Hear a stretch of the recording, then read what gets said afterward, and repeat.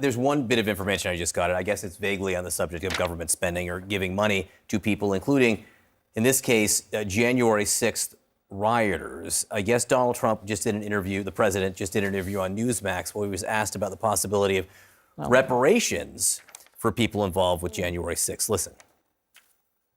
Is there any talk of, because they lost opportunity, they lost income, any kind of compensation fund? Well, there's talk about that. We have a lot of people talk about it. A lot of the people that are in government now talk about it because a lot of the people in government really like that group of people.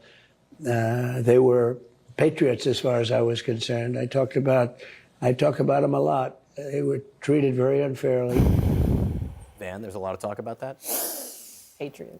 My head is about to fly off my shoulders and flip around the room and blow up on the set because you're talking about people who beat up cops.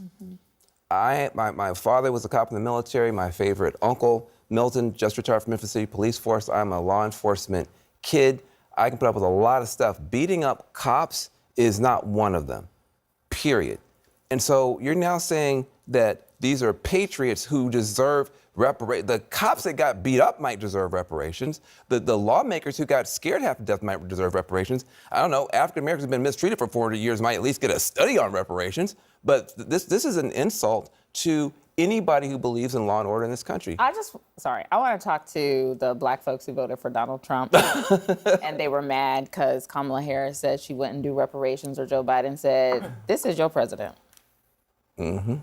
Reparations for January 6th rioters. Scott, you've been really clear on your disavowal of what happened on January 6th. I want to hear what you have to say about what Trump just said. Yeah, I'm not interested in reparations for this. I think there are procedures in place if someone feels like they were improperly dealt with in the criminal justice system. You can sue, and go through the civil system.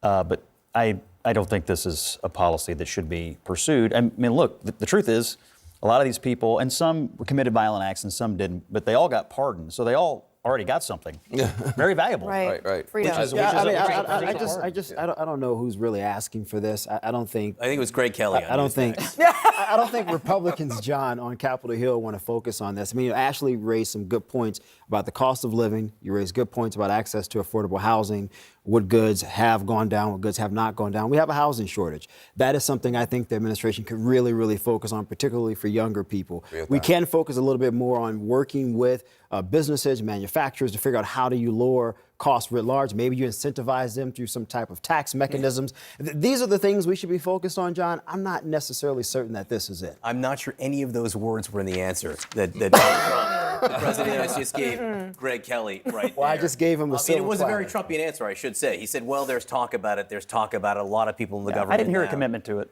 No. He got asked a question, and his MO is to sometimes indulge the question, muse a little bit about it. I didn't hear anything definitive there, and my hope would be that But there's a much become different way to definitive. answer that question, which would be No. No.